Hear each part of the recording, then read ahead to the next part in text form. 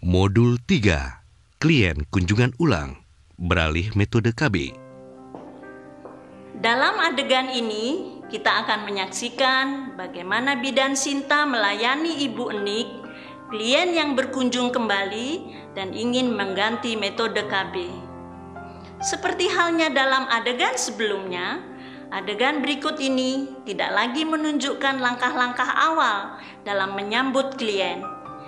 Kita akan langsung menyaksikan bagaimana bidan Sinta melanjutkan pokok permasalahan yang dihadapi klien. Mari kita saksikan tayangannya. Ibu pakai suntikan KB apa? Saya pakai suntik bulanan, Bu. Selama ini apakah ibu ada keluhan?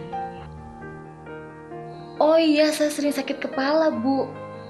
Kalau sakit kepala ringan, itu merupakan efek samping umum dari suntikan bulanan. Ibu bagaimana rasanya? Aduh, sakit sekali, Bu. Bulan ini aja saya mengalaminya 2 kali. Kadang-kadang sampai mual loh, Bu. Apakah itu nggak berbahaya? Gejalanya seperti migrain. Ini lebih serius. Kalau begitu, ibu perlu mempertimbangkan untuk memilih metode yang lain. Ya, saya memang ingin ganti metode, Bu. Apa ada yang akan Ibu bidan anjurkan? Tergantung kondisi ibu, berapa anak ibu, dan apakah ibu masih punya rencana untuk punya anak lagi? Anak kami kebetulan 2, dan saya tidak ingin tambah anak lagi ya, Bu. Tapi kadang-kadang saya masih berpikir untuk punya bayi lagi.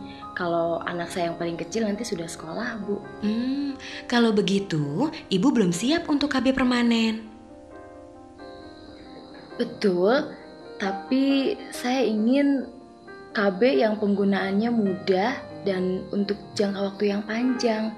Ibu PLKB menceritakan kepada saya tentang alat KB yang dimasukkan ke dalam rahim, Bu. Oh, itu alat kontrasepsi dalam rahim, disingkat AKDR, atau lebih dikenal dengan istilah spiral. Sekarang mari kita bicarakan sejauh mana metode ini cocok untuk ibu. Silakan ibu lihat-lihat halaman ini, saya akan ambilkan contoh AKDR-nya. AKDR alat kecil sangat efektif dan aman. Dapat dicabut, bekerja hingga 10 tahun. Dapat memperlancar haid. Tidak melindungi dari AIDS dan IMS. Saya jadi ingat tentang perlindungan ganda. Tapi kayaknya saya belum memerlukan ya. Yang saya perlukan hanya untuk mencegah kehamilan aja. Ini loh Bu, contoh AKDR-nya. Oh, ternyata kecil sekali ya, Bu ya?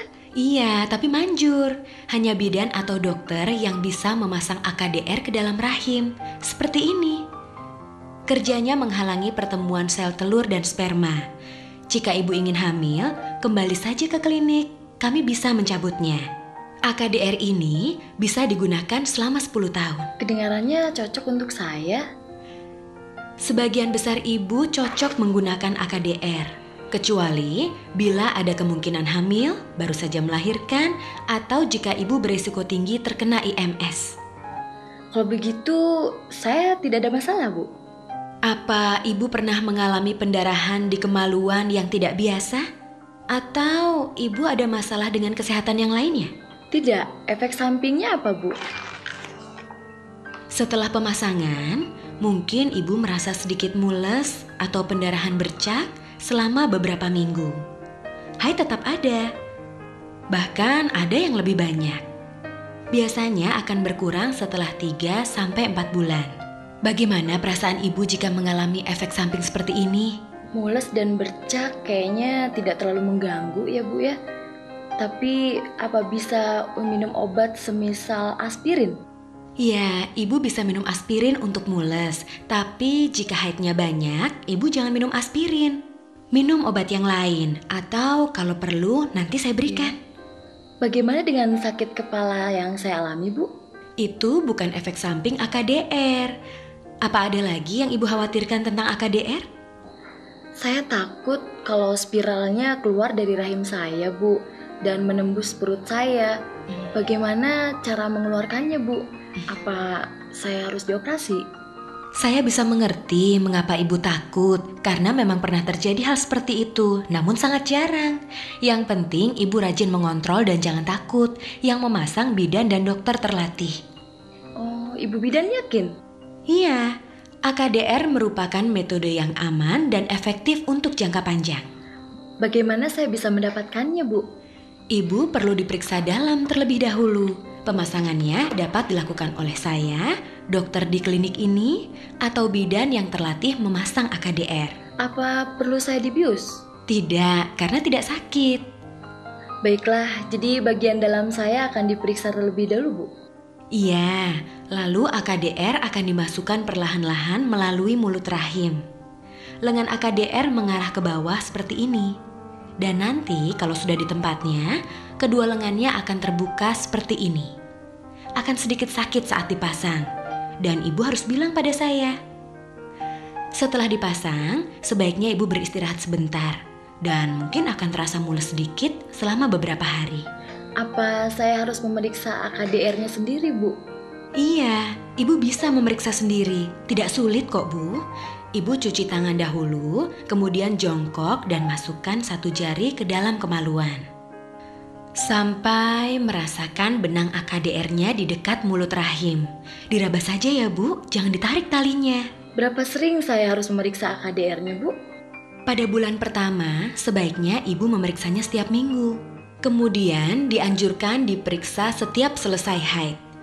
Jika benang tidak teraba, atau teraba lebih panjang, atau teraba lebih pendek dari biasanya, ibu dianjurkan untuk datang ke klinik untuk diperiksa. Apa masih ada pertanyaan, Bu? Tidak, sepertinya sangat mudah dan aman ya, Bu. Dan efek sampingnya tidak terlalu mengganggu.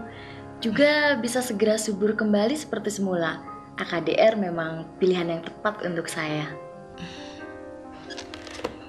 Kapan hari terakhir haid ibu? Saya sudah selesai 3 hari yang lalu, Bu. Kalau begitu bisa dipasang AKDR-nya hari ini. Tapi sebelumnya kita membicarakan tentang hal yang perlu diingat. Kemudian ibu bisa memutuskan untuk memasang hari ini, atau ibu membuat janji datang kembali supaya ibu bisa pikir-pikir terlebih dahulu. Saya sudah memutuskan dan membicarakan dengan suami saya siap pasang AKDR hari ini, Bu.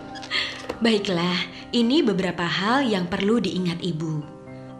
Tanda-tanda ini berarti seorang dokter harus memeriksa jika ada keluhan seperti ini. Saya ingin ibu mengetahui tanda-tanda ini dan mengingatnya. Oh ya.